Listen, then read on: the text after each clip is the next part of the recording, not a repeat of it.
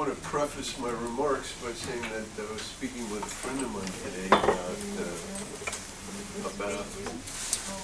about my talk, and I said it's about the difference between Holocaust guilt and Holocaust shame, and he immediately assumed, A, that I was talking about Jewish Holocaust guilt and Jewish Holocaust shame, and B, that shame in his mind was a sort of auxiliary of guilt. In other words, guilt is sort of the cognitive acknowledgement of having done wrong, but shame is the sort of emotional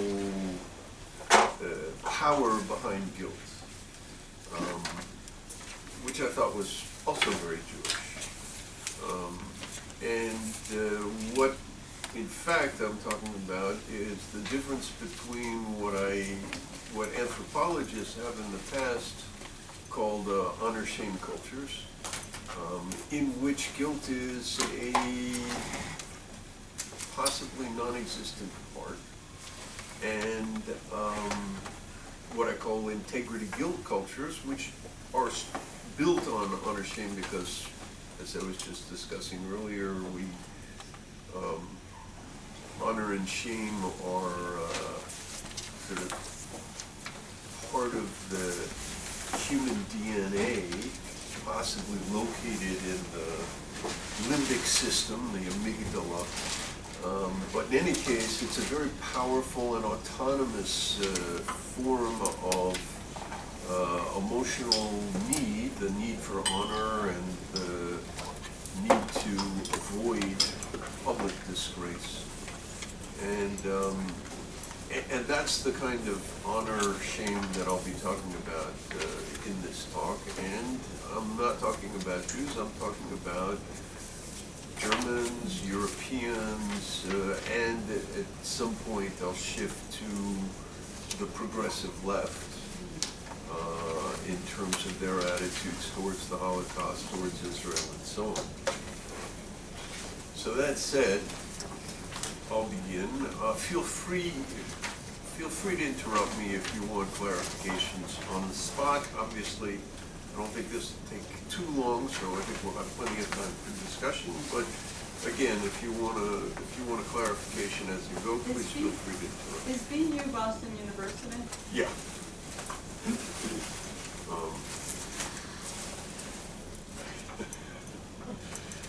All right. When I first heard about journalist Catherine Ney, prominent mainstream French journalist, stating on her Europe 1 news program that, quote, with the symbolic charge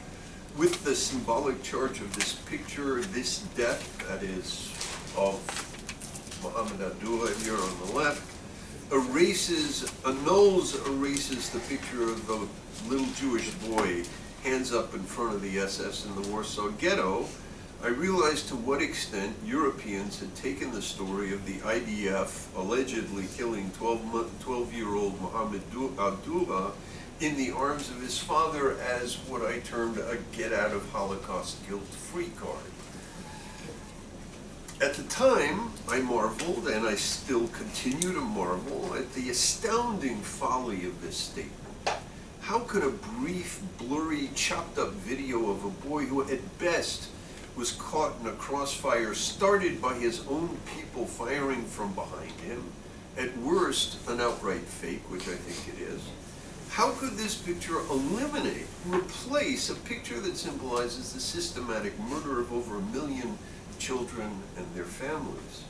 How morally disoriented can you get? Apparently, escaping guilt made some people, too many people, do strange things, like adopt a supersessionist narrative in which the Israelis are the new Nazis and the Palestinians the new Jews. Indeed, if the picture replaced any, it was the previous century's blood libels, now grown immensely more powerful through being launched by a self-identified Jew, Charles Alderoy, the journalist for the French correspondent for France 2, and spread as news the globe over by modern news agencies. It's the first blood libel of the 21st century and possibly the most powerful blood libel in the long and unhappy history of that phenomenon. But the profound distinction between guilt and shame suggests that the right formula is a get-out-of-Holocaust shame-free card. I know it doesn't sound as good, but the difference is guilt is an internally generated sense of having done something wrong and the moral obligation to at least try not to repeat past transgressions, especially egregious ones, like the unchecked attempt to exterminate a helpless minority within one's own society. Shame, on the other hand, is externally generated, driven by the shaming look of others, what Anthony Kwame Appiah in his book on these issues called the honor group. The honor group is the group to whom you look for honor. If you get honor from the wrong people, it's not particularly interesting. There's a group that is what defines what you consider honor and what you consider shame. When Germans got caught carrying out a genocide, their nation was not only guilty of the deed, but shamed before the entire, at least Western world. The operative question for each and every German ever since is, do they publicly,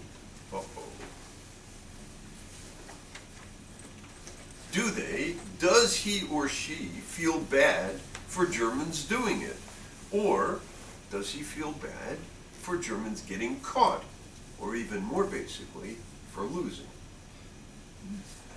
Therein lies a key difference. For guilt, it's the awareness of the deed and its moral meaning. For shame, it's whether others know and look down on you. In some countries in the world, it's not a question of whether you're corrupt or not corrupt, because everyone is. And everyone knows that everyone is, but just if you get caught. And if you get caught, no one is going to help you lest you drag them all down with you. How many teenagers apologize to parents? This is a personal remembrance. How many teenagers apologize to parents who think they're sorry for doing it when in fact they're apologizing for getting caught? How many consider adultery legitimate as long as no one knows? On some level, we're all subject to these concerns. We're all concerned with how others see us. We all look both ways before violating the rules. It's not that honor-shame cultures don't have moral codes, even ones in which sleeping with another man's wife or cheating and lying to your neighbors or mistreating the minorities in your midst is considered illegitimate. It's that the vulnerability to the fear of shame and the desire for honor is so strong in such cultures that individuals more readily jettison moral concerns in order to preserve honor. Lie, for sure. Kill, if necessary. After all, the limbic dread of shame, its disastrous psychological and practical impact on people, kicks in times of humiliation and fear. Those afflicted with what I am now calling onidophobia, which is the overriding fear of public blame or humiliation. Onida is the Greek term for public fear or humiliation. The desire above all others, the desire above all that others not see, not know, not talk about what you've done, that one does not bear the shame of the transgressions and failures publicly, that one need not pay the steep price in social capital for one's misdeeds. Better that someone else pay the price for threatening one's honor. In the world of honor and shame, it's not about who's right.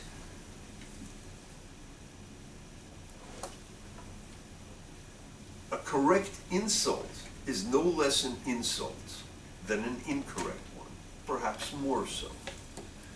Guilt integrity, however, has moral codes that operate from within out rather than from without in.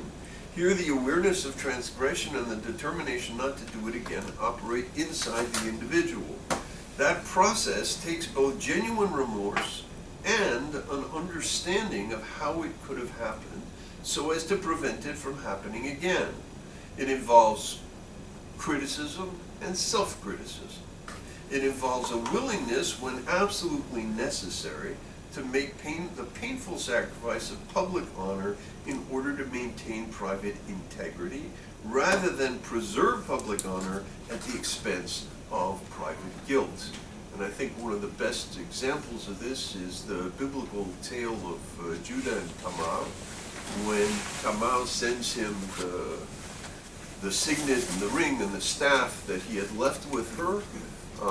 He finds out that his daughter-in-law is pregnant, and he says, burn her, which is really one of the early examples of honor killing. And she sends him the signet and staff and ring, and he sees it, and he says, she was more righteous than I. And in saying that, essentially what he was doing was taking a huge hit to his public honor. In fact, he had tried to cover up the incident earlier by saying, let's not talk about it lest we be a laughingstock.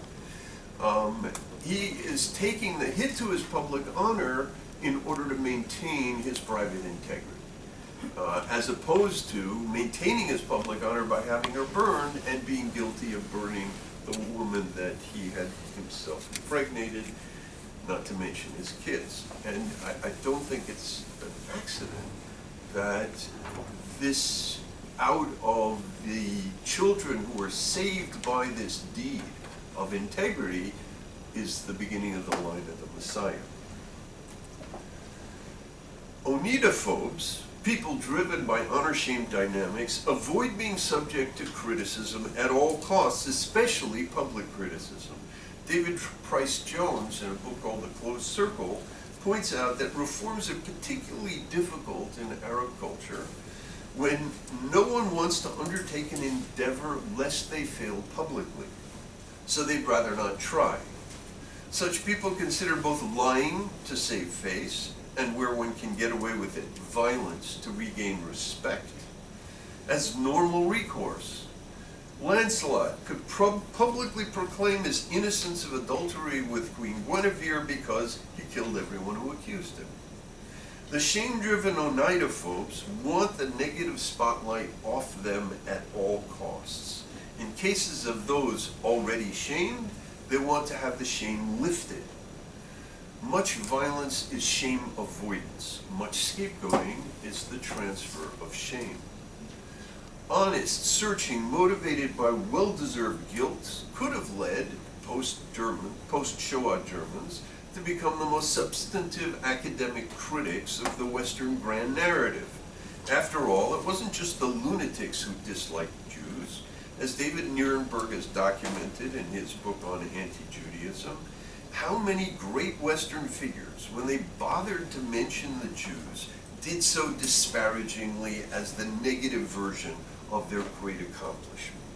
Instead of viewing this pattern of ancient, medieval, and modern, and now postmodern denigration of Jews as, quote, they must be doing something to make others hate them so, the now penitent, self-critical German might have asked, maybe this has something to do with us and our problems. Maybe anti-Semitism is a Gentile disease. In other words, for example, German historians might have played a leading role in reinterpreting and integrating the story of the Jews into what's known in the biz as majoritarian Western history, to a degree that no earlier Gentile historian had ever done. After all the postmodern multi-narrative projects, one might imagine that this one promised quite an academic bounty. The Hebraic contribution could be used to challenge the self-absorbed narcissistic quality of the postmodern Western grand narrative that so grated on the postmodern sensibilities. Certainly, given the abundance of evidence of the links between Judaism and the modern values of democracy and equality, it was a promising avenue for research. As Bernard-Henri Lévy put it in response to a critique that he had basically described Judaism as the religious version of progressive values, in fact, one could argue that progressive values were a secularization of Jewish values. and how appropriate for Germans to engage in that exploration of a culture which, in their self-destructive madness, their fathers had tried to exterminate, and had instead brought another megadeath upon the world. That awareness, in fact, and this is what I'll conclude with later, might serve Europe well at this time when it needs to defend the best of what it has become. Some German theologian scholars did explore the problematic nature of Christian supersessionism and the moral failure of those theologians of dialogue in the Weimar Republic who, when implored by their Jewish partners to help against the Nazis, we're talking about Franz Rosenzweig, Martin Buber, spurned them on the grounds that they had squandered their opportunity to convert to the true faith, Christianity. Playwrights and novelists explored the complicity of the German people. Indeed, in the 1980s and 90s, we saw a good deal of Philo-Judaism in Europe, and Germany in particular, and certainly, in comparison with Japan, Germany went much farther in its acknowledgement of its war crimes. The real issue then was, and is, how much of the public regret reflected an acceptance of shame, itself better than the Oneida-phobic Japanese refusal to even acknowledge wrongdoing, and how much reflected also an inner acceptance of guilt. Günter Grass put his finger on the issue in his famous scene where the good bourgeois German couple are walking past a jewelry shop at night, and Oscar shatters the vitrine of the store with his shriek. They look up and down, realize that they're alone, and grab the jewels. If no one sees, it doesn't really count. There's nothing to hold you back. Translated into our understanding of Western civilization, if no one sees you as a historian of Western culture, cheating by giving outsized credit to your own favorites, Greece and Rome, and belittling another contributor, Israel, the Jews, then what's to stop you? Not intellectual integrity. Anyone who challenges you can be dismissed. Your reputation, if not your accuracy, remains strong. I personally was astonished when I was finally introduced systematically to Western political thought as a postdoc at Columbia in 1984. My friend Mark over there remembers this well. To find that virtually everyone began the story with Socrates and Plato, that is 5th to 4th century BCE Athens, and paid no attention to the Bible, 12th to 6th century BCE, as a political document, despite its remarkably modern resonance. And here I'm referring to a book I recommend to you all by Joshua Berman called Created Equal, in which he treats the book of Deuteronomy as a constitution for a society of free peasants. And in the ancient world, free peasants is an oxymoron. And it's a remarkable book, and one of the things he points out is that there's more resonance between the Constitution in Deuteronomy with the American Constitution than all of the thought in Europe between the Greeks and the point of American democracy. Instead, with a perduring consistency, far too many great Western thinkers right up to the present have adopted the supersessionist tendency to define Jews and Judaism as the negative shadow of their great light, which of course goes back to Greece and Rome. Thus, only a handful of mostly Jewish scholars have tilled these exceptionally rich fields of Jewish biblical origins to Western freedom and democracy. Were these attitudes and awarenesses more mainstream today?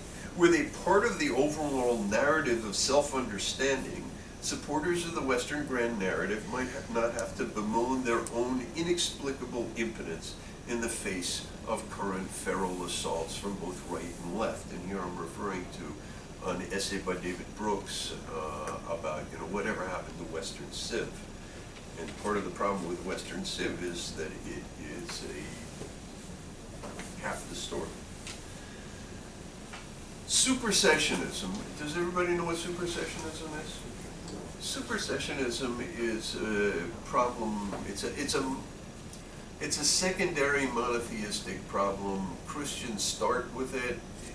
they supersede, they literally sit on top of Jews. They replace, they erase the Jews. The Jews are dechosen, unchosen. God divorces the Jews because they are the true Israel. So it's a very zero-sum attitude towards chosenness. In order for me to feel that I'm chosen, I have to be sure that you are unchosen. Supersessionalism, like all triumphalist religiosity, is shame-honor driven. It needs to visibly dominate others as a sign, a proof that one is right. In the Western monotheistic and atheistic case, the belittling of predecessors provides proof that one is at the moral cutting edge of humanity with no rivals. And I mean, so the second case of supersessionism we get is Islam, which believes that it has replaced both Christianity and Judaism. And the third case, which I will conclude with, is what I call secular progressivism, which believes that it has replaced Islam, Christianity, and Judaism. Here, Samuel Pepys comments on his first exposure to Jews who, in Restoration England, were once allowed back into the country from which they had been banished in 1298.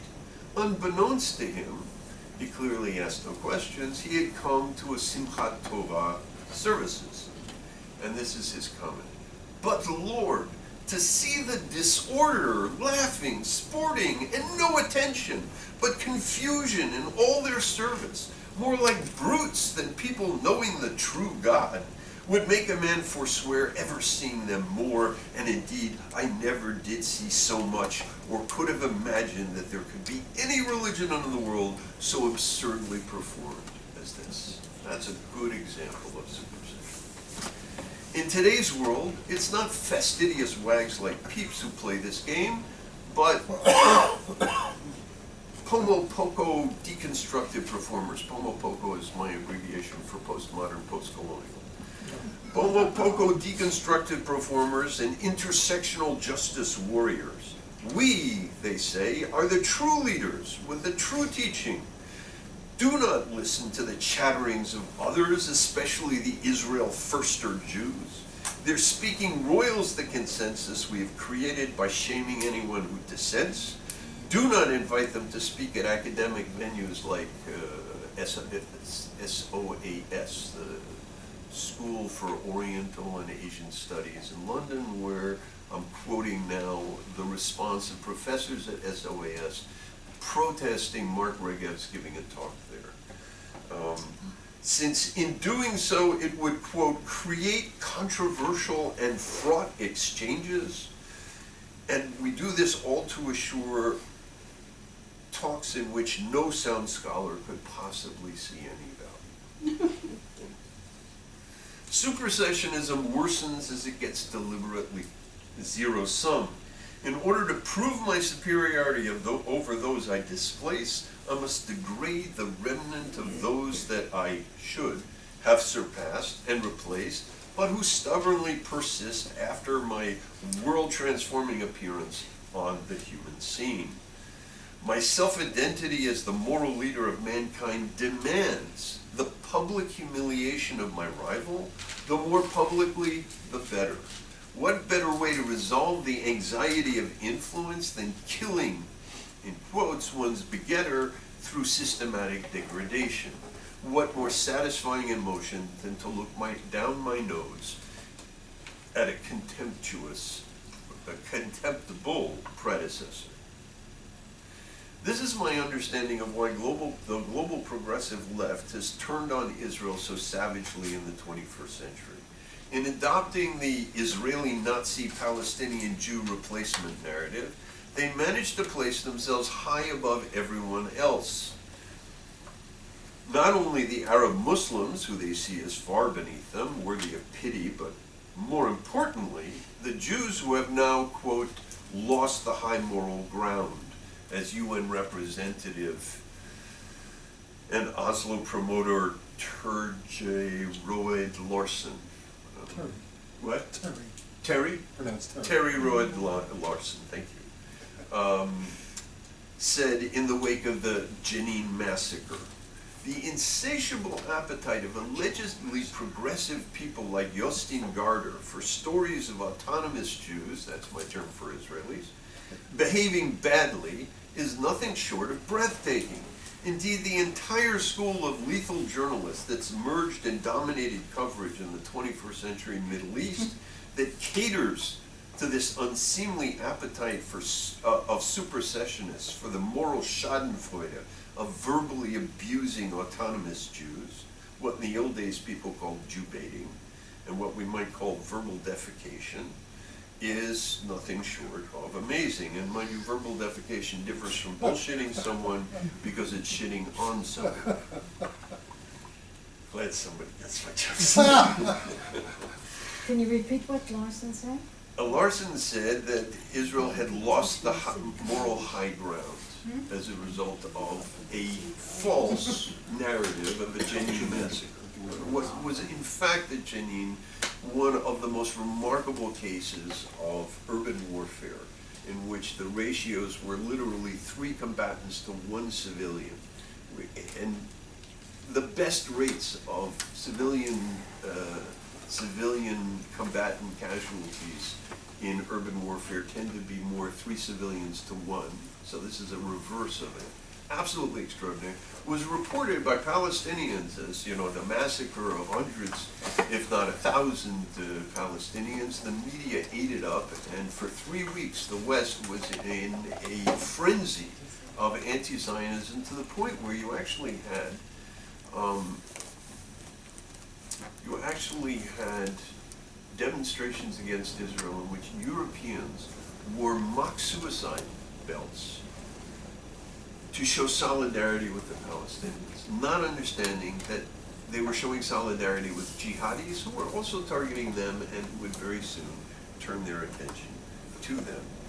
When Europeans or Christians adopt the Palestinian replacement narrative, when universalization of the Holocaust leads to silence about its prime victim, the driver of the megadeath industry, when academics and politicians engage in Holocaust abuse by replacing the old Jewish victim with the new Palestinian victim, denouncing Israel's genocide against the Palestinians, as recently done in the Black Lives Matter movement, they reveal that they are driven not by Holocaust guilt, but by Holocaust shame.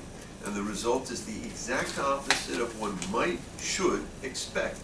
Instead of making sure they don't participate in another genocide against the same people their forefathers had so grievously treated only a couple of generations ago, the German expression is nie wieder, never again, they adopt the narrative of those who would finish the job. There are hard obsessional versions of this to be found both at the extremes of the right and even more widely spread among the left, especially the intersectional left. But there are other forms of shame-driven depreciation of Jews, less obvious but not without their impact. The same Western civ guys who consider Jews free riders benefiting from, but not agents of Western civilization, tend to also consider the creation of Israel as the result of the Holocaust rather than of Jewish agency. Somehow those Jews always manage to benefit from our generosity and our hostility. At a time when the West does not know how to react to the assault of caliphators, would Europeans, Westerners, not benefit from looking at Israel as an autonomous agent on the same side, on the same struggle, rather than project upon her all their own past sins and join their joint enemies, the jihadis, in ganging up on her? The rubber hit the road at the turn of the millennium, when the Western public sphere, an internet globalized public sphere, itself an astounding creation, found itself under assault by a civilizational enemy, one who hated both the liberal West and still more the revolutionary and gender-equal transgressive postmoderns. Rather than democratic forces uniting against theocratic imperialism, it became open, liberal, good people on the left against tribal, Islamophobic, bad people on the right. At this moment of civilizational crisis, the good people, in particular, showed almost no recognition of the many roles Jews and Israel had played in the creation of a global civil society and continue to play in its maintenance. In radical contrast to those who love the protocols of the elders of Zion, like the Nazis or the jihadis, who think democracy is entirely the product of the Jews, Darwin and Nietzsche and the protocols are the dupes of malevolent Jewish genius, most liberals would be at a loss to speak more than vaguely of the Jewish contribution to the creation of modern democracy. Far from considering Jews as a resource and valuable ally in a battle of civilizational values, the progressive left, at the very least, more broadly the liberal left, considered autonomous Jews inconvenient. The French word is gênant. Embarrassing, at the very least.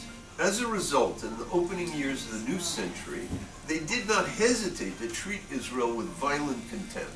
And here, one of the first people to really address this was Natan Sharansky with his 3Ds, demonization, delegitimization, and double standard.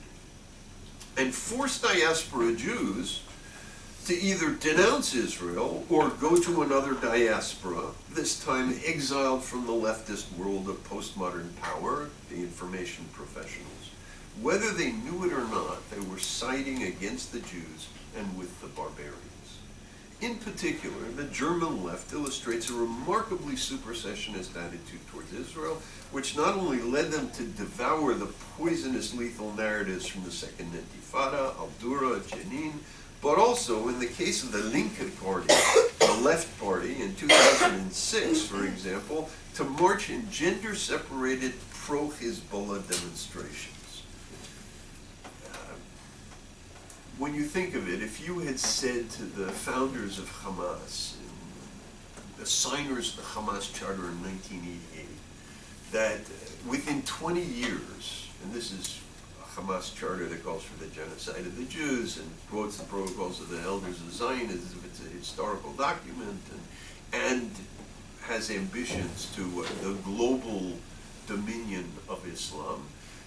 If you had told them that within 20 years, Western infidels would be shouting, "We are Hamas," in the streets of European cities, they would have responded, "Only Allah can make somebody that stupid." Gunther, whatever his earlier contributions to German introspection, Günter Grass's 2012 poem, What Must Be Said, shows neither a trace of self-awareness in his motivation, in his mind he occupies the high moral ground, nor an understanding of the difference between a nuclear-armed Israel and a nuclear-armed Iranian regime driven by an apocalyptic theology. Eldad Beck argues that by externalizing Germany's responsibility with grand monuments and city centers and commemorative plaques and speeches and public debts to Israel, it actually avoids any real sense of guilt and serious self-reflection. When confronted with Muslim immigrants who objected violently to the teaching of the Holocaust in the schools, they folded. If anything, the post-grand narrativists, and one of the characteristics of postmodernity is to say there are no more grand narratives. And what they really mean is we reject the Western grand narrative. They in fact fall right into another grand narrative. But if anything, the post-grand narrativists, for whom the Western narrative is an ugly succession of oppression and injustice, they see the national autonomous Jews, Israel, as the last remnant of Western racist imperial colonial past. Israel ist unser Unglück. For most major modern thinkers about Western civilization, the Jews were a marginal part of the tale, victims of lamentable Western intolerance, read aggressive supersessionism, benefactors from, but not actual contributors to, that great Western civilizing venture that brought us the modern world's bounty of rights and freedoms and material abundance. In the mid-aughts, that's the first decade of the new century, I spoke to a joint Jewish-German dialogue in Boston. I had been told, we're in the building with the AJC, this was through the auspices of the AJC in New England, I had been told by one of the organizers that the Germans were depressed. They had no sense of purpose or identity about which to be proud. So I spoke to them about how their generation is the best placed to tell the Arabs and the rest of the Muslim world to beware the apocalyptic conspiracy theories like the Protocols of the Elders of Zion. Every German embassy and consulate, I argued, especially in the Arab and Muslim world, should have a display filled with the wisdom of German penitential awareness of how the poisonous impact of that forgery on their self-destructive German madness of their parents, how that had played out. Their past sins, I argued, had placed Germany in the unique position in the global community to stand in the gap against the rising tide of jihadi anti-Semitism. The response? Anybody want to guess? Zero. I didn't come here to be fed this Islamophobic nonsense. Oh, They were not about to challenge the consensus, to defy the group mind, or maybe to give up the thrilling moral titillation of having the Jews, the Israelis, take their place in the global hot seat of shame and degradation. Years later, in 2011, when I spent a year in Germany, I was surprised to hear them say, we're more afraid of our own fascism than that of our Muslims. And I would say back to them, listen, as a Jew, I would rather deal with a post-Holocaust German than a pre-Holocaust Muslim. They didn't. How much stronger they'd be had they worked on redeeming their guilt by understanding Jews better rather than on escaping their shame by, in a fit of moral pretension, despising them and, in order to do so, elevating the enemies not only of the Jews, but all infidels everywhere, and thereby empower the world of religious intolerance, whose rejection founds the core of modern democracy. Rejecting religious intolerance, refusing the political power to coerce religious belief, is the bedrock of modern democracies. And here they are siding with the very people who want to throw that out. Maybe they would be, today, strong enough to refuse the blandishments of what I call proleptic dimitude. Does everybody know what a dhimmi is? Dhimmi? So a dhimmi is the status of a Jew or a Christian in Muslim society, and it reflects the supersessionist attitude of the Muslims, which is, we'll let you live, but on condition that you accept a degraded status, both legally and publicly. You are Second class. second is Too hard. very generous. Yeah. Inferior. And proleptic dimitude is anticipatory dimitude. In other words, behaving like a dhimmi without having been conquered. And I would argue that is our problem in the West today. Many of our leaders are in fact proleptic dhimmi. Did you want to say something? No, I just wanted to point out the reason I agree with you that second-class citizenship is negative, because second-class citizenship involves the word citizen, and dimitude does not. You have no There's no legal citizen. rights. You can't take an Arab to court. You can't give testimony in court. And that gets us to the core of the difference between guilt and shame. The shamed want nothing so much as to divest themselves of their shame, especially if it's global, if an entire people are shamed. If that means putting some other people in the spotlight of global shame, so be it. And if they are also responsible for one's shaming, as in, there's a great article entitled, "Europe Will Never Forgive the Jews for the Holocaust," then so much the better. Hence the Europeans with their global shame for the Holocaust and the Arabs with their global shame for failing to strangle infant Israel in its cradle both share a special supersessionist, shame-driven eagerness to degrade Israel in order that the Jewish state's shame will erase and replace their own. If Europe is to survive, to fight back, to defend the remarkable freedoms and citizens' rights it's already achieved, then it should sooner turn away from Holocaust shame and dive into Holocaust guilt.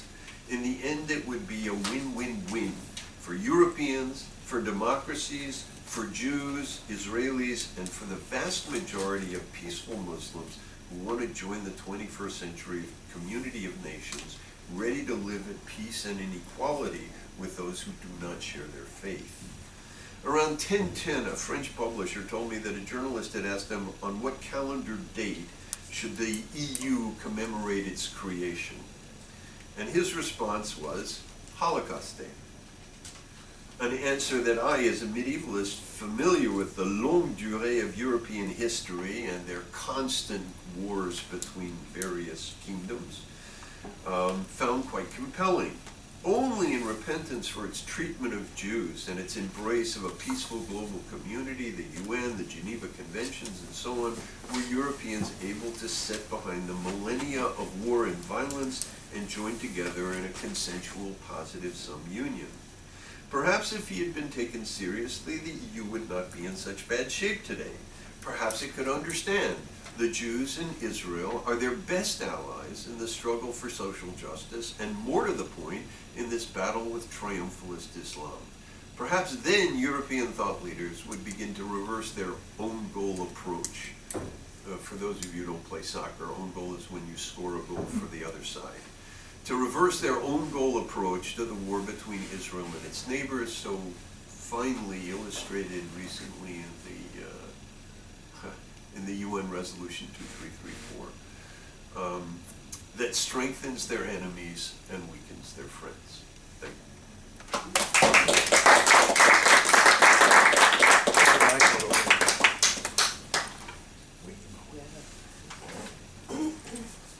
So yes,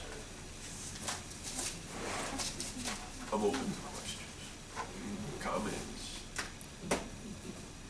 Yeah. Well, I think I speak for all of us. I thought that was absolutely brilliant. First of all, I think it's 8 papers, not 1. It's like that very intense tea that some Hasidic communities prepare before Shabbat, to make other tea from. I've been told that reading me is like drinking from a fire hydrant. I very much, as a psychiatrist, I very much appreciate your organizing it around this psychological differentiation, in which, as I understand what you're saying, and I'm just absorbing it right now, but in which, in this notion of, there is some a recognition of responsibility for some horrific act, but in point of fact, as you point out, what you do with that can bifurcate to the shame thing, which turns out to be a horrific response, versus the guilt thing, which turns out to be, as in the case of Judah, a positive response. I really, really like that understanding, because it helps me understand what I've always not understood is how did Baader Meinhof come out of Germany? Right? That's interesting. So thank you for It reminds me of something that Vladimir Putin said too. Did you see the interview with, what's her name? Megyn Kelly. Megyn Kelly that was just broadcast Oh, okay. a couple days ago? She was trying to get him to admit that Russia had somehow dealt with Trump to undermine Hillary Clinton. They kept coming back to it in various ways. And he kept telling her, no, this is not so, it's not so. And finally, in ultimate exasperation, but calmly, the KGB wizard said, this reminds me of anti-Semitism. It's a conspiracy. It's a story invented to fend off the people who can't take the blame for losing. It's the losers justifying their existence. Right, it's a scapegoating. Right. Well, more than that, it's a way of not just scapegoating, but elevating yourself. Right. And exonerating yourself. Oh, I didn't lose the election. He cheated. So that's one of the things. Your humor is terrific. I can't wait. When does it see the light of day? It's going to The book? I'm really hoping that I will be done with it before the fact. I want it out of my life. I've been promising it for 10 years. The title was inspired actually by the Fort Hood massacre, in which, you know, Major Hassan had literally been giving lectures on jihad to his colleagues and nobody said anything. And the DOD report afterwards refused to, there's, the only mention of Islam is in the title of an article in a footnote. No, it was workplace violence. Right, it was workplace violence, and at that point, I believe, they coined the term pre-post-traumatic stress disorder. Pre-post-traumatic stress disorder. For one. Major son. Did you Well, have are there no European historians that go along this line that you're proposing for them? Look, there are some. They are really not at all in the mainstream. I mean, I remember I was at Columbia, I was in the Society of Fellows, and we had a curriculum and stuff. So at the end of the year, I said I'd like to present a case for giving a week to the Hebrew Bible as a political document. And, you know, even my good friends said, forget it, drop it. It's like, because for most Westerners, secularism is an absolutely key ingredient of modernity. And therefore, if you associate it with something like Judaism, it can't be modernity. As a medievalist, my argument is that the modern era starts at the turn of the 10th, 11th century, the turn of the millennium. And for the first 500 years, modernity has a religious garb. And then it shed that religious garb, but not really, in the subsequent period. But, yeah, no, I mean, there's a whole school, it's almost all Jewish, of people, Yoram Hazony, and there's a publication called Political Hebraism. There's a great professor at Harvard, Jewish, a fellow named Nelson, who wrote a book called, I think it's Political Hebraism. And he points out that the really radical democratic thought that threw off monarchy, because there was a lot of political thought that said, well, you've got monarchy and you've got republic and you've got, I forget what the third option was and so on. But the moment at which Western thinkers turned radically against monarchy is as a result, and he documents this, as a result of the translation into Latin of the rabbinic discussion of monarchy. Yes? I have an observation. I'm just wondering if you'll agree with it. I certainly agree with everything you said about the Germans expiating their guilt, shame by dumping on Israel. Right. But I think it took 50 years to happen. And they used another mechanism before that that's called denial. It was those Nazi gangsters that took over the country, not us. Right.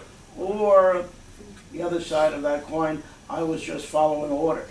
Right. And I think during most of my lifetime until this, that's all I heard. And you know, after the war, the hardest thing to find in Germany, let's say at the time of the Nuremberg trials, was a Nazi. There weren't any Nazis. It was those gangsters, except for the few that they had locked up. Actually, I don't know if you've read this book. There are two studies of this case of the 101st Police Battalion that was stationed in Poland.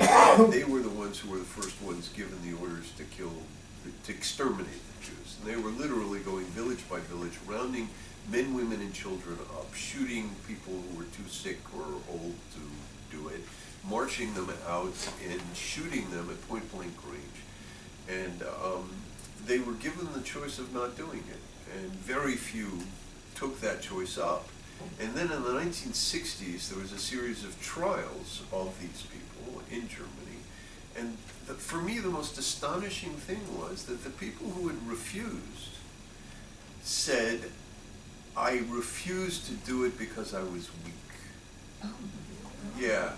I mean, you know, after the war, they could have said, oh, you know, look at me, I refuse to do it.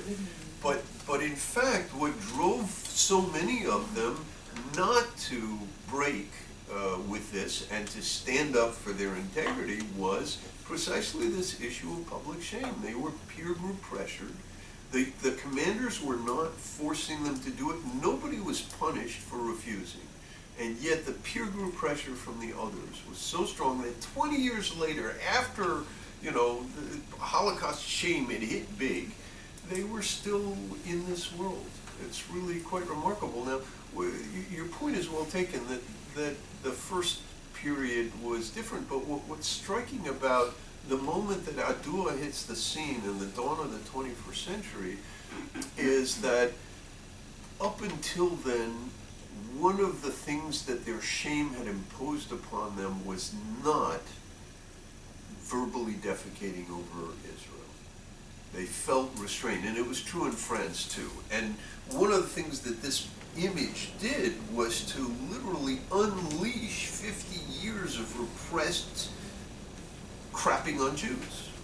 I have a friend who was in Paris at the time, Nidra Polar, and she said, you know, it was just staggering that if you defended Israel, this is great, if you defended Israel, people would say, oh, I didn't know you were Jewish. And Gentiles told me that this happened to them, that they defended Israel and people would say, oh, I didn't know you were Jewish. And so in 2006, again with the AJC, there was a talk by the new French consul to Boston from France, and he was Jewish. And I didn't ask him in front of everybody, but afterwards I said, you know, I hear that in Israel today, people say, you know, if you defend Israel, you're considered Jewish. And his response to me was, yeah, sure.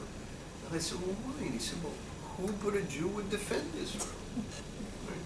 So there really is, this unleashed, I think your point is right. There's a denial, there was all sorts of ways of avoiding it, but one of the things that they felt restrained about was assaulting Israel verbally.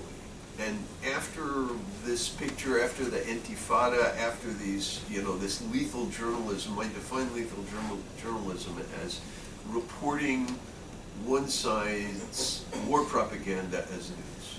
Normally, war propaganda is patriotic. You report your own side's war propaganda as news. Now we have own goal war propaganda. We have Western journalists who are reporting jihadi war propaganda, the propaganda of their enemies as news to their Western infidel audience. One other question, only because I don't remember. What did Eichmann say at his trial? I know he did a lot of talking, but I just don't remember what he said to justify or explain I think what he was the done. quintessence of I was just following orders. Yeah. Yes? The other side has had an impact on Jew becoming a Nazi. Right. After the Yom Kippur War, the '67 War, the Palestinians began to, with the help probably of the Russians, to create imagery which I'd be interested in your talking about what they have done to drive this phenomenon and what we haven't done to pick up what they have done and what we've let be done to us. Right. It's worse, what we've done to ourselves. I did a review of this book by Edward Alexander that I recommend to you all, called Jews Against Themselves. And it's a series of essays that he wrote over time. He's an English professor, he writes beautifully, and he really hits the nail on the head repeatedly. And at the end of his essay, after Sabra and Shatila and the First Lebanon War, he talks about how, you know, all of a sudden there were these Israeli professors that nobody had ever heard of who were coming out and talking about Judeo-Nazis, and they were gobbled up by the Western press, right? And the degree to which Jews have joined in this, I mean, I left it out of the paper, but one of the things that happens after the Jenin massacre is that diaspora Jews find themselves enormously on the defensive, and somebody like Tony Judd writes this grotesque piece for the New York Review of Books, in which he basically says, look, you know, Israel, why can't you be more like Europeans, right? As if the Europeans could behave the way they behave if they had neighbors like we do. And basically dismissing Israel as a sort of leftover ugly remnant of the colonial imperial past of the West. And it's just, it's breathtaking. And here is an identified Jew, secular. There's a whole category of people that are known as Jews. And Jews are people who, like Harold Pinter, brilliant, successful, and so on, whom Jews knew was Jewish, but most Gentiles didn't. He never advertised the fact that he was Jewish in any way, shape, or form. And then all of a sudden, after Muhammad Abdullah and stuff, as a Jew, I have to denounce Israel. So there's a real problem there that Jewish, I don't call it self-hatred, I call it self-debasement. Jewish self-debasement has played a key role, but I'm not answering your question. Well, Go ahead. I'll continue with the other side, Right. because the other side has been very successful in their propaganda, and they have probably picked up the other side of the stuff that they're talking about and figured out how to do to make us more self-hating. Now, I mean, just take the New York Times, for example, which I've studied carefully for many years. Really? Anybody who's I stopped reading it. I mean, I read articles occasionally, but I don't read it.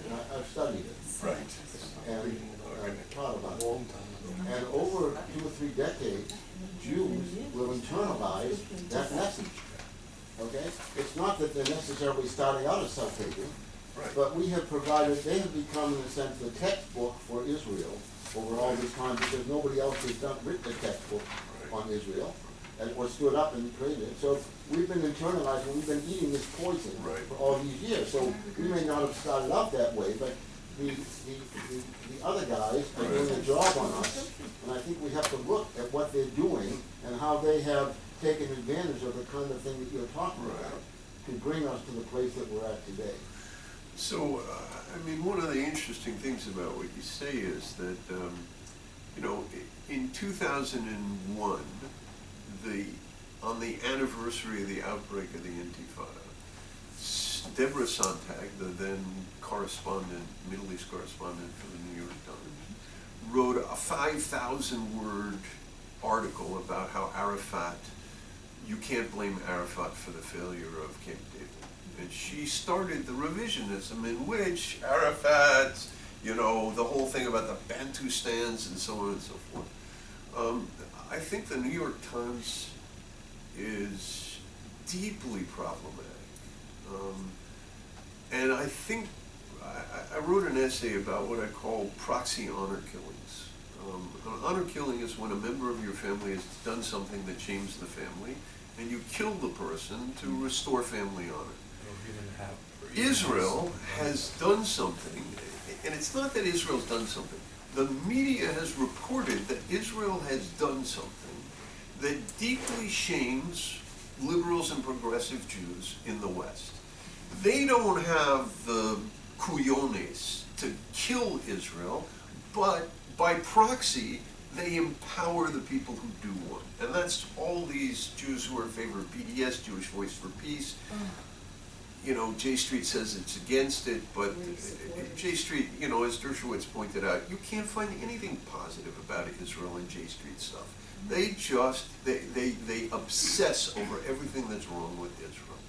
And there's this, you know, Matthew Friedman's talked about the cult of the occupation, in which, you know, the occupation has, the Israeli occupation of the West Bank has become the sort of, it's got religious significance as this immensely powerful evil that is, as some of my settler friends say, you know, by building a porch, I'm blocking world peace, you know, and it's ludicrous, but it's true in the minds of the people, you know, who obsess over every plank that's put down on the West Bank. So I think you're right.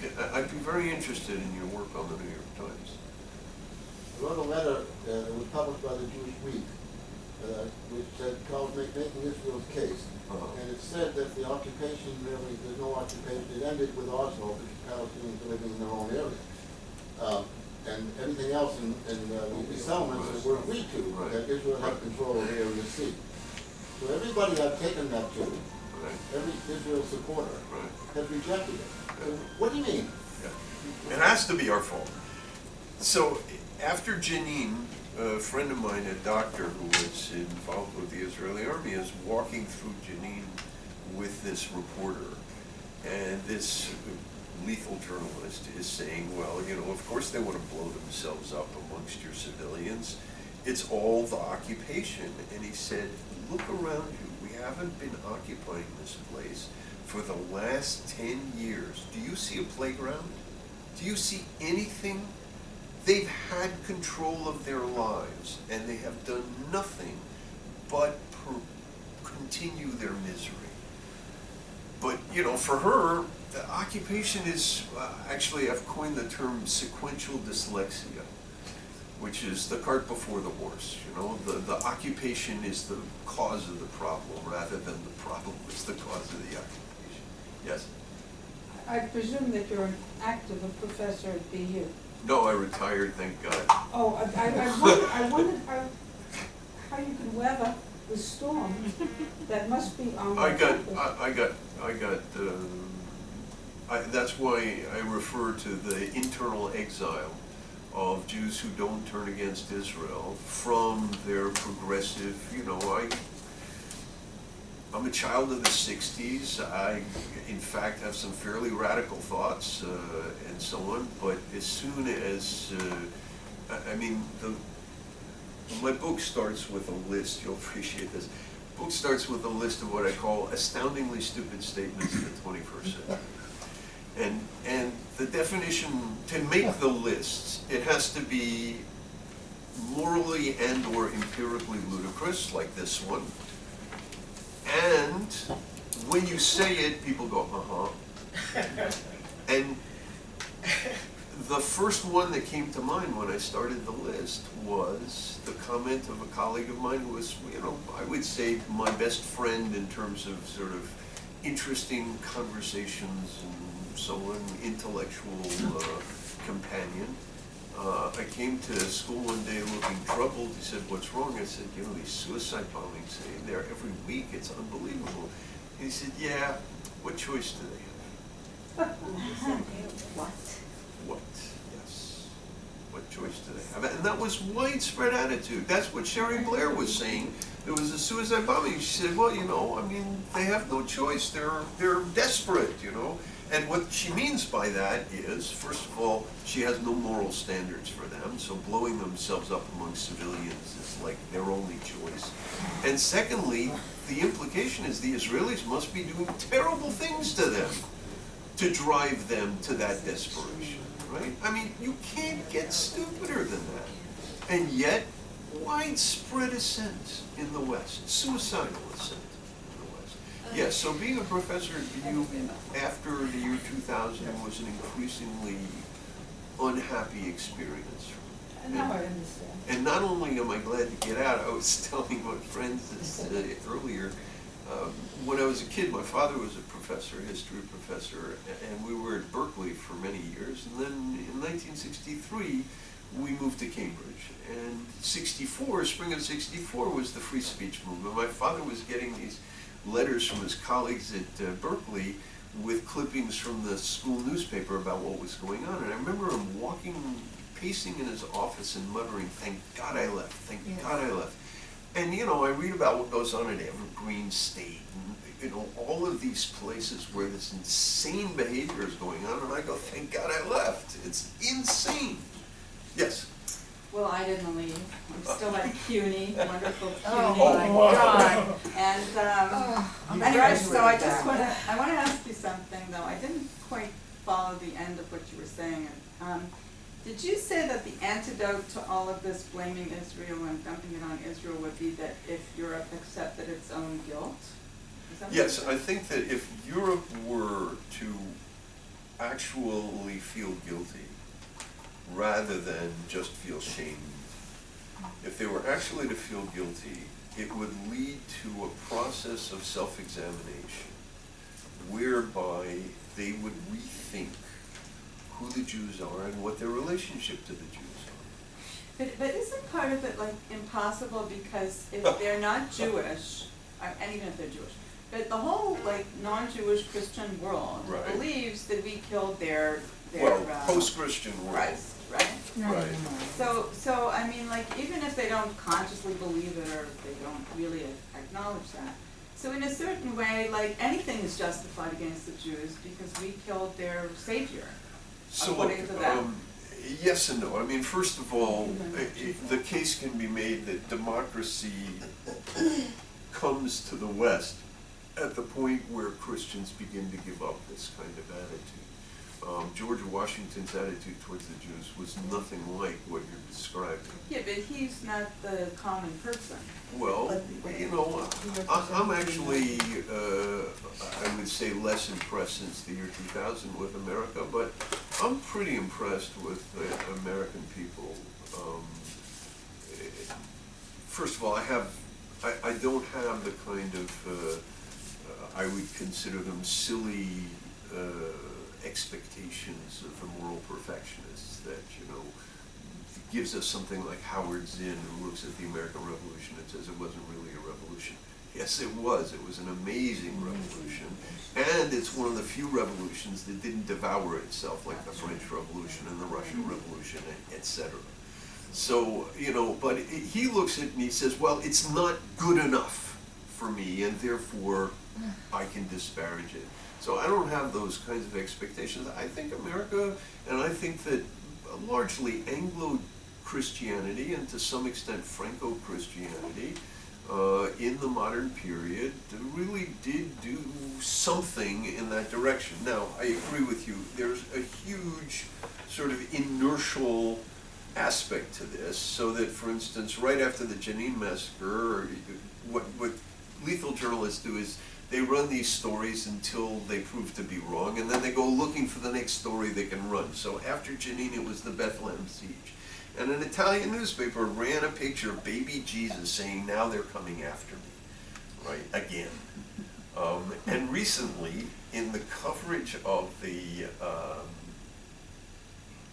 UN Resolution 2334, there's a CNN reporter who says, an Old Testament Israeli response on a New Testament holiday, right? I mean, so you're right, this stuff is deep. Look, to go back to our discussion of the amygdala and the limbic system, envy is built into human beings. And I personally think that envy and resentment at Jewish success is a very deep element in anti-Semitism. And so it's never going to go away. The question is, are people capable of overcoming it? And when they are, they can have democracies, and they can have freedoms, and they can have civil societies. And if they can't overcome it, they will destroy what they've built. And that's what I see happening today, and I think it's a total catastrophe, and I just don't even know what. You started your discussion saying we're not going to talk today About Jewish. about Jewish. Holocaust guilt and shame. Well, when pushed to shove, somebody would say a Jew, Right. oh, Israel was too expensive if you put it against the Holocaust. And that's what I was thinking you might get into how to counter something. Yeah, I know, it's not revisionism, I don't know. Yeah, I don't know what that means. Yeah, it took the Holocaust to get Israel. Oh, no, Oh, it took all the lives? Yeah. no, wait, it took the Holocaust to create Israel? Or just, I don't know. It was not the Holocaust, then Israel couldn't. Right, right. So there was, And then Israel being too right, expensive. there was a very good essay which I linked to in the written version of this that inspired some of my remarks by Einat Wilf. in which she said, you know, part of the problem when you say, and this was the position that Obama basically assumed, I mean, he didn't argue for it, it was just in his thinking, in his speech in Cairo, which is that, you know, the Holocaust led to the creation of Israel. And what's striking about that is that, you know, she says, no, you know, if it hadn't been for Jewish agency, there would have been no Israel. It's not like, oh, the Holocaust happened, so we awarded Israel. The Holocaust happened so that for a brief moment the nations of the world were sufficiently shamed that they said, okay, we'll give you a chance, but the Arabs are planning to wipe you out and don't expect us to help you with this. Right? So it's really, you know, I talk about moral schadenfreude, the sort of thrill that you get by enjoying the moral degradation of somebody else. And the moral schadenfreude of Europeans, and this is why the Europeans are so successful, I mean, why the Arabs and the Palestinians are so successful in their replacement narrative, because they're feeding this insatiable appetite on the part of Gentiles to degrade autonomous Jews. It's, you know, it's just staggering to think of the radical unfairness of the way the world has judged Israel in the 21st century. It's like breathtaking.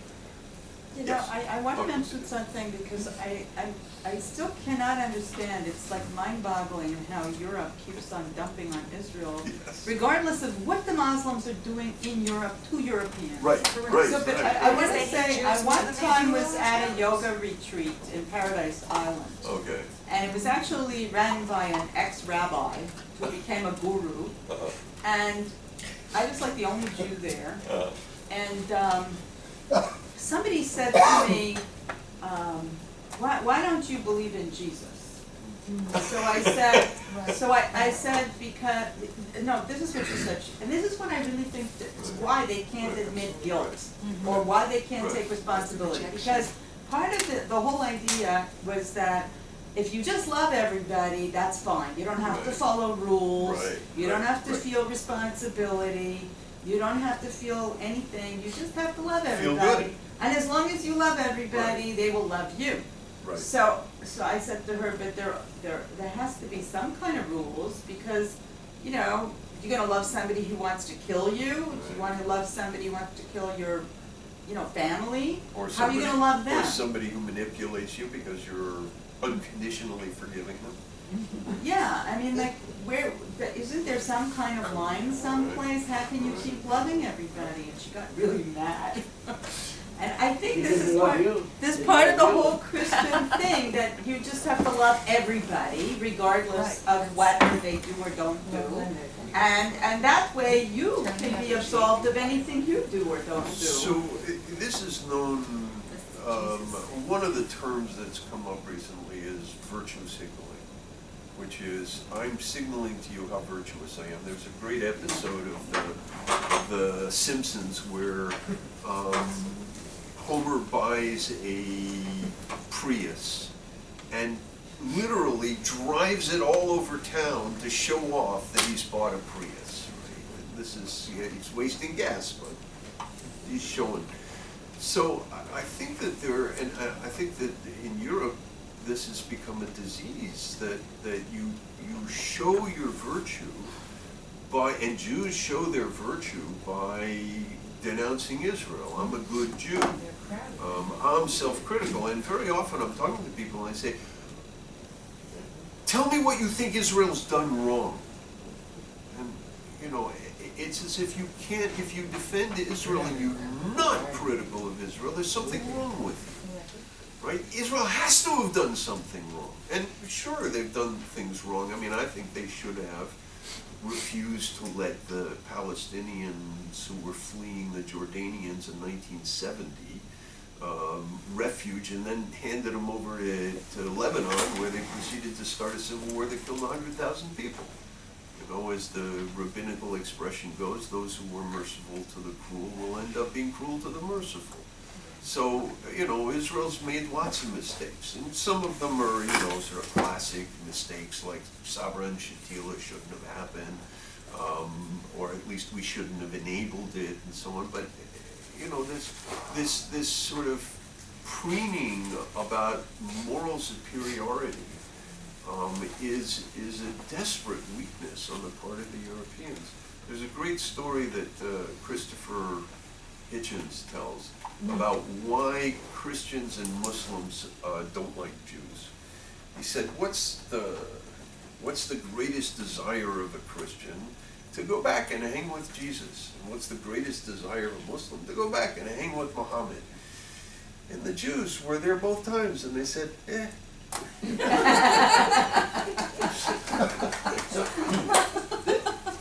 I was always concerned about putting this idea forth because I was very hesitant about seeming like a conspiratorialist. Right. But I have wondered in on the campuses in the last 30 years, and I've been I've been in Columbia for the last 30 years on the faculty, and watched. When I was an undergraduate there, in our days, actually the faculty was very sympathetic to Israel. Back in the day. Right. So watching this incredible, Yes, as Edward Said said, it was a punishing destiny to be a Palestinian. So, watching this transformation, one of the questions I've had in my head is, does anti-Israelism come out of the postmodernist thing, or is the postmodern narrative created because it's the only way that you can actually make sense out of and justify an anti-Israel thing? Have people like Said and Chomsky created postmodernism because it's the only way they can justify their anti-Israelism? I know that sounds All right, so conspiratorial, but does it make sense to you? In a way, leave Chomsky aside for the moment. Let's go to Said. I have an essay in which I write that the purpose of Orientalism is basically to say, don't you dare criticize us. Any criticism of the Arabs, for instance, for their honor-shame culture, is Orientalist. And so here is a man who is deeply stuck in the honor-shame universe, using Foucaultian language in order to put forward really a very primitive narrative in which we are forbidden to acknowledge the problems in the Arab world. And my point was that I don't think he did this on purpose, but basically what he did was set up our current inability to understand what's going on in the Middle East, because all of the stuff that's coming comes from a ruthless and relentless Arab political culture, comes from very serious problems in the religious world. And these are the things he forbade us. We had to see them the way we see ourselves as, part of this. And this gets back to this notion of, if we're nice to everybody, everybody will be nice to us. And I think a lot of people literally don't want to acknowledge. They don't want to see.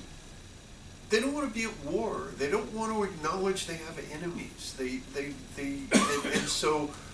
And it's easier to blame Israel for the problem than to blame the people who are really the source of the problem, right? So you have, I've got this, I put together a series of sort of clips from journalists talking about the two-state solution and the occupation, and Bibi isn't in good faith. He says he wants a two-state solution, but he really doesn't, and so on. And you'll never hear them say Abbas is right-wing. You'll never hear them say Abbas is controlled by people who are even to the right of him, that he says publicly he wants a two-state solution, but he doesn't. You'll never hear them say, I've even got, Hala Garani being told by David Keyes that the Palestinians consider Tel Aviv occupied, and she gives him this quizzical look like, where is that coming from? So it's like, it has to be Israel's problem, because first of all, if you criticize Israel, they whine. You criticize the Arabs and you're in trouble. So, and this is one of the, apologies to any people here who will take offense at this, but I think that, as Phyllis Chesler points out, one of the problems with feminism is, it's one thing to take on white males who are subject to guilt and to, when you criticize them, take you seriously. And it's another thing to take on Arab males who will, really fight back. And so what do? They're wimps with the Arabs, and they're ferocious with the donkeys. Yes. They told you, I'm an Israeli woman from West Bank. I'm in a settlement in Israel, and we built some project, a new terrace. Right. Oh, so you're one of the people who's holding up robots. Right. Right. I was trying to follow what you say was a little bit difficult, the speed, but I wonder, we try to identify what are the roots for anti-Semitism. We try to understand where it comes from. We try to learn what they think. But what are the actions that we try to do against anti-Semitism? Maybe, I don't know, maybe education, maybe to teach the world some good stuff about Israel, about Judaism, about good values. So there's a great book by Fiamma Nierenstein. Just one second. Who? Fiamma Nierenstein. She's an Italian Israeli. She served in the Italian parliament. And she wrote a book called Israel is Us. And it's addressed to the Italians, and it's basically saying, look, you should be looking to Israel for the courage that you lack. And, there was an interesting talk by Richard Kemp at a conference that the JCPA in Israel held about the Balfour Declaration. And he talks about how, in the same week that the European Union is denouncing Israel for how many civilians it's killed, NATO is showing up on the doorstep of the Israelis saying, how can we kill fewer people in Iraq and Afghanistan? So there's this literally a kind of schizophrenic condition in which on the one hand they recognize this, on the other hand they can't bear to absorb it. So I agree with you that education is good at it. Maybe to tell everybody about all the inventions that, well, there's what what no would you cameras. do without Facebook? Oh, there's a and lot. No, there's a lot of people who are doing this, and that's the book Startup Nation, and there's actually a good book by a non-Jew called The Israel Test. Maybe not only books, but maybe do stuff in the colleges and universities where you have to stand up and then. Well, there's a group called Stand With Us that does it. Look, there are. ISGAP's in the university, so we're doing it. Right. So, the point is, you're right. Partly the reason you're saying, why aren't we doing this, is because it took us so long to get around to doing it. But I gotta tell you, when I go to websites, The Guardian, The Times, The New York Times, Le Monde, Le Monde less, but in the Anglophone world, there's a lot of pushback now that there wasn't. When I first started working on Adula, it was 2003, I couldn't get the Israeli government to take it seriously. Right. And there was literally, there was this tsunami of Israel hatred that hit the world, and we were standing there, the shit hit the fan, and we were open-mouthed inhaling when it hit. And a lot of us swallowed the poison. Most people, I would say maybe half of Jews know that this was, or think that this was staged. The vast majority of Westerners think he died and that we killed him, that, maybe it was by accident, or we didn't mean it, it wasn't in cold blood like the cameraman and the father said. But, we need to do a film about this. Oh, I've done them. There are many, No, no. many, but Jews go. Yes. This past Sunday, I attended the Israel Day parade, probably along with everybody in this room. Okay. And there was only one country besides Israel in the That was parade, there. the Chinese. The only country. Wow. And you know, you start to think about it. Why is it only China at the Israel Day parade? Well, because the China. Now, I'm just speaking. I'm an immigration lawyer, like Okay. Marty. So I'm immersed in passports and nationality Right. and national identity, Right. and so you think about what the EU stands for is what? Anti-nationalism. It stands for supranationalism. Yeah. What we stand for, what the Torah stands for, I don't know what the Chinese, I would assume the Chinese have something similar to us, is ultranationalism. And what could be worse in modern times Right. than ultranationalism? Right. You know, we pray for each other's health. We pray to gather in the exiles. This is what we build Jerusalem together. You could build all the iPhones and all the Facebooks and cure every disease. It's not going to help. It's not going to help. I don't mean to sound defeatist or anything like that. Right. So what, But there's just, if you're occupying another person's land, a murderer can still can cure a disease. A doctor can kill his wife and yet save somebody from a heart attack. Doesn't, if you know what I'm getting at. My allergy doctor killed his wife. You're allergist. So it's not a question of, Killed his wife. it's whether we're on the wrong side of history or not. So listen, we're actually on the right side of history. Okay. But I was listening to this today. There's an interview, a long and interesting interview with this guy Bert Weinstein from Evergreen College, the one who was Oh, sort that of was very surrounded. interesting. Yeah. He's a yeah. liberal, Right, and they eat their own. Right, so one of the things that he said was, you know, apparently now the people, the administration as well as the students are claiming they didn't tell whites that they shouldn't come to campus. And he's got emails from the administration telling white people not to come to campus that day. And so the guy's saying, well, you know, don't they understand that they're going to get caught out and they're going to be liars? I mean, this is, you know, real data. And he said something about them, you know, you'd think that they would understand they should be on the right side of history. And I was thinking, they think they're on the right side of history. I mean, this is what, I was in France in 2005 when they were trying to pass the EU Constitution was sort of being voted on in different countries. And the way that the thing was presented to the French is, this is the train of history and we've got to get on. And if we don't, we're going to get left behind. Now, I think that there's a very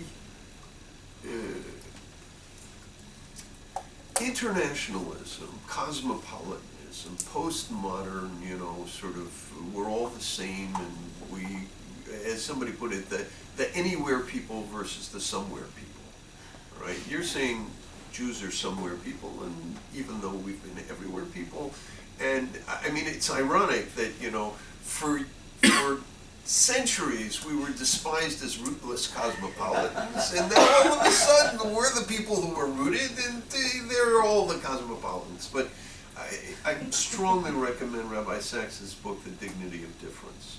And I think that one of the things that he points out, and I think that this is the train of history, the arc of history, it's clearly going to take some time to work itself out. His point is that Jews are universalist by their particularism. We are a people, and we are not like other people, but we can get along with other people. One of the problems for the cosmopolitans is that they view all patriotism as zero-sum. If you're patriotic, then you have to hate everybody else. And therefore, because we love everybody else, we'd rather hate our own than... and I think that Jews represent a positive sum national identity, and that's what the world needs. It really needs... You can't have human rights without the nation state. The idea that you can sort of... you know, Eleanor Roosevelt, you know, with the human rights, universal human rights at the UN and stuff. You can't do that, and it's been a total failure, and it's in fact corrupted the groups that tried to do it, whether it's the UN groups or, you know, Amnesty International or Human Rights Watch and stuff. These groups who think that they can just sort of say it and it'll work, and applies around the world, are, you know, they live in a fantasy world. Do you know So- why the Chinese people, they came? They feel very much, first of all, they think that we are the same size, the Jew nationality and the Chinese. They assume that we are more or less the same size as they are, and we are very much kadmonim. Ancient. Ancient. Yeah, ancient. We are more Right, or we're less as from old the as they same, are, yeah, right. the same, and we have the same values. And they think that we are like a twin nation. Right, right. Yeah, I know. I've been in China, and I was told that this is how they look about. Because otherwise, how can you hear so much about Israel Right, and see right, so right. many Israelis Right. everywhere in China, All right. and have all the companies that Right. are so. Most of the Chinese people Yeah. who travel assume that Israel and China are, yeah. The Human Rights Film Festival is in New York. Oh my God. Oh, yes. And this Sunday night, if you're in New York, they have a film about a boy from Gaza who goes to an Israeli hospital with his grandfather, and his grandfather is trapped there Right, by right, the right. by our laws of a nationality and passport. Just wanted to give you something to do on Sunday night. What is that? What is that? GBS? Human Rights Watch Film Festival, a Sunday night at Lincoln Center, is a film about Gaza. Yes. Oh. Mark. As inevitably the terrorism of Arabs within, or Muslims within Europe intensifies, Right. do you suppose that the response in Europe is going to be largely that, oh, you know, we're Israel now, I get Right. I get it what's going on. Okay. Or do you think that they're going to say, you know, if If it weren't for Israel, this wouldn't be happening. this wouldn't be happening. Okay, so, Right. so look, this gets back to, let's go all the way back to Bereshit and God's statement to Abraham, those who bless you, I will bless, and those who curse you, I will I'll curse. Essentially what God did was to give the Gentiles the freedom of will to either bless us or curse us. And the fact is, historically speaking, that those who blessed us have been blessed, and those who curse us have cursed themselves. The Spanish kicked us out in the end of the 15th century, and in the 16th century they had this huge flood of wealth, particularly gold, coming from the New World, and it washed through Spain like, kafikim b'negev. It was just, there were no roots there, there was nothing to hold it there were no Jews there. And the Arabs kicked us out in 1948, and, for all their trillions in petrol dollars, there's still primitive societies in which the vast majority of the people, even in oil-rich countries like Libya or Algeria, are miserable. They're miserable. So, basically, the Europeans, the way I put it is, the Europeans have a choice. They can continue to indulge their hostility towards us. They can continue to indulge their hostility towards us, on the one hand, and go down. They are going down. Or they can pull out of it.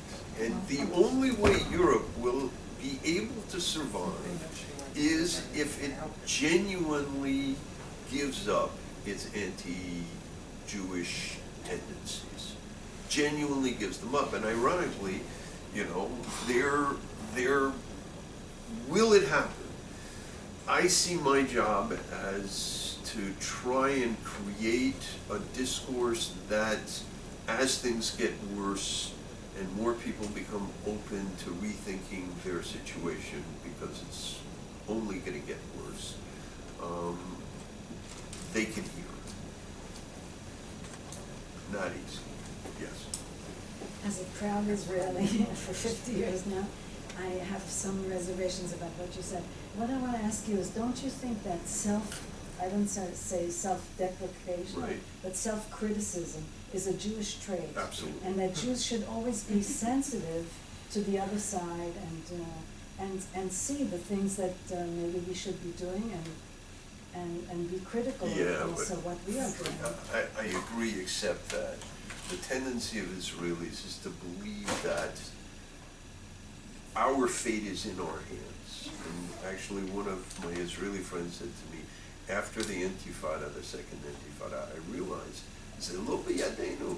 It's not in our hands. You get out of the West Bank, you are not going to solve anything. You're going to make things worse. It's not possible. What do you mean to criticize? To criticize what? What's wrong? What? Nothing's wrong. What? Terrible traffic. I have 12 grandchildren in Israel, and I Fantastic. don't want my grandsons to have to go into Arab houses and cause the young children in the Arab houses to get more hatred against Jews and against Israel. So I would like to find a solution that would be good for all A sides. much better thing would be that the Arab children can come to our homes and do what they know to do very well. But I don't want us to continue to be in this situation. You Okay, want but us to continue to But wait a minute. just wait a not do anything. You don't What's want, your you solution? don't want What's your it raining. What's your solution? To just continue the way it is? No, no, what's your And hope solution? for the best? What's your Herzl failed in geography. We should have, don't want or we that shouldn't have people- constructed a state. That's all. What if we didn't construct a state? We wouldn't have No any problem. There wouldn't be any of us. Right. We wouldn't have a nation. I We wouldn't left have a America nationality. for Israel, okay? I live in Israel. I'm a patriot. I want I Israel understand. to continue to exist for generations, and we have to Forever. find a way to do it. Right, so listen, I think So part of the what do problem you here- want your grandchildren Wait, to do? wait, I wait, mean, So what? wait. To I want stay them and to do be like critical, this? because No, power. she wants to find a solution that's good for everybody. And the problem with finding a solution that's good for everybody is we are dealing with a zero-sum culture. Arafat said no to Camp David because a negotiated positive-sum settlement in which both sides win, in his world, is a shameful loss. And as one of the mottos couldn't. that's He wanted, written but over he the couldn't. wall He killed. of Yeah. many Abdullah illustrations is that which was taken by force must be retaken by force. So, and if you want to do something towards that end, then start pressuring the left, the progressives around the world to start holding Palestinian feet to the fire instead of constantly reinforcing What their do we have? phony Hey, sense wait a of minute, grievance. she's talking. Their phony sense of grievance at what we've done to them. They do far worse to their own people than we do to them, and we feel terrible about doing it to them. They don't feel terrible about doing it to their own people, and they would love to be able to do it to us. So if the progressives in the world want to come to a positive some solution that's good for everybody, they got to start working on the Palestinians instead of feeding their disgusting sense of victimization at our hands. Now, well said. you're right. Look, Jews are by nature moral perfectionists. We're never satisfied. There's always got to be something more than we can do. But we're in a situation right now where the more we do, the worse we make it. The more concessions we make to them, the more that registers with them as weakness and a call for further aggression. That's why the negotiations have gone nowhere. There haven't been any negotiations. There have been plenty of negotiations and they've gone nowhere. And every time the West goes, oh, come on, Israel, make another concession. I'm sure this time it'll work. And there are plenty of Israelis who say, come on, let's make another concession. Maybe this time it'll work. In Megillat Oops. Yeah, no, they don't go, oops, they say it's your fault. Megillat Why are we giving Ha'atzmaut, everything Israel away? says we are open-handed to all the Arabs and to everybody to come and live with us. They don't wanna live with you. Okay, but But they don't wanna All live right. with you. they want us in this city. And then we gotta I stop. get that. No, you don't. Have you a website? Yes, That's what I Augean's, was, I don't see it there in front of hang me. on there. It was, he passed it, he's gotta go back. www.theaugeanstables.com. Eugene Stable. That's my blog. No. Why are we giving things away? Really? Why are Because we think it'll make things better, and it's making Well, things worse. maybe after 2,000 years of being in exile, Right? we're in a rock, and culminating in a Holocaust, maybe we need a few hundred years like the Brits to get pride and to become less neurotic. I worked in trying to find leaders in this country who will stand up and take stands, Right. and they're not there. And why? Look, as a historian, and as a historian who has a reasonable command of the last 2,000 plus years, I do think in longer terms than most newly afflicted modern people tend to think. And so I agree with you that this is going to be a long process. Part of it is, I would like to substitute, my wife doesn't like this, but she also doesn't like verbal gratification. I would like to substitute for occupation the term headlock. We have the Palestinians in a headlock. They're trying to kill us, and we've wrestled them into a headlock where they can't kill us, and we can't let go because as soon as we do, they try and kill us again. And so, you know, I'm sorry that we have to be mean to the Palestinians, but we are so much nicer to them than any Arab country has been, would be, and certainly if they were faced with the kind of viciousness that we're faced with. We are, actually have a good Palestinian friend, Bassem Eid, who says, you know, He's very good. the Palestinians should thank their lucky stars every day that they have the nicest enemy on the planet. I've seen him, he's phenomenal, I heard him speak, oh man.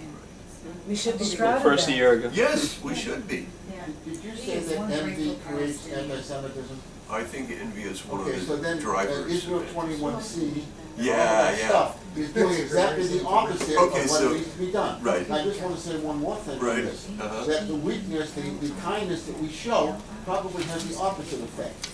They don't respect kindness, and the kinder we are, that we're They see it as asking for the weakness. same thing. They see it as weakness, but it's something else too. There was we had a panel on honor shame in Jerusalem, and one of the people who spoke was Harold Rode.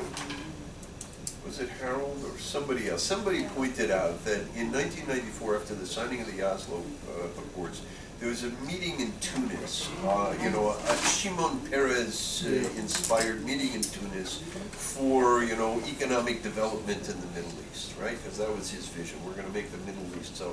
So the Israelis show up with all these projects, and they're, so eager. And he said, and the Arabs felt that they were shaming them. They felt shamed. It's like being a second grader in a graduate class. You can't help but feel inadequate. And the more eager we are, the worse it is. And the problem is that rather than the left, the progressives in the West, being good therapists for the Arabs, they are the most mischievous players in exaggerating and exacerbating everything wrong about the Palestinian response to us, the Arab response. We have a problem also amongst us, even in this room, Yeah. disrespecting our own. I remember Pesach 1976. Okay. Moshe Aarons, my cousin on the male line, was walking the streets of New York. He had no place to go, no hotel room.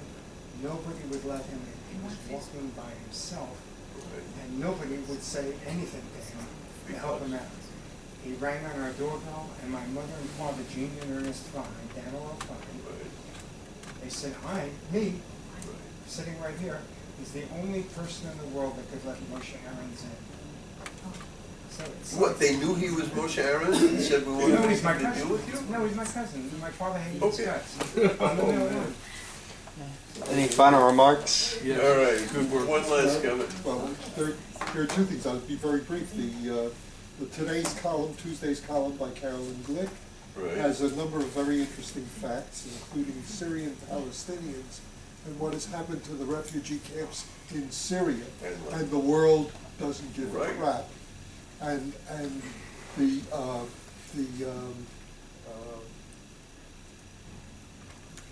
Michael Oren had an opinion piece in the New York Times on the anniversary of the Six-Day War, pointing out that it wasn't the Six-Day War in 1967 that changed the Middle East for the Palestinians, and it wasn't 1948, and it wasn't 1937. All the partition things had nothing to do with it. It was 1917 in the Balfour Declaration, where they refused the idea that the Jews have a right to a state. Right. It was a very nice little piece. I don't think he went far enough back, but that's all right. Oh, the other thing from Carol Glick, she mentioned the statistics about the Israel Day Parade. Right. This year there were 40,000 participants, mainly Orthodox. In previous years there were 100,000. It was very clear, that was very true. It was sad. Wow. So let me conclude with your remark about the fate of Syrian and Lebanese refugees. There was recently a piece I just posted at my blog about this. There was a funding appeal from UNRWA, which took a picture of a Syrian girl and presented her as a poor Gazan girl victim of Israeli, right. And one of the things that shows you is the degree to which the alleged concern for the Palestinians is only for Palestinians when they're victims of Israel. If they're victims of Arabs, they're of no interest whatsoever. So the insincerity of the concern for Palestinians on the part of progressives and the need to crap on Israel. I think that's the prima facie case for the anti-Semitism that underlies it. So we're not standing up. We're not taking responsibility to fight what we see happening right under our noses. And so we're part of it. We have responsibility from our side too. Well, I want to thank you all. Feel free to converse for a few minutes. Thank you, Dr. Landis. And stay tuned for what we have coming up in the fall. That's it for the season?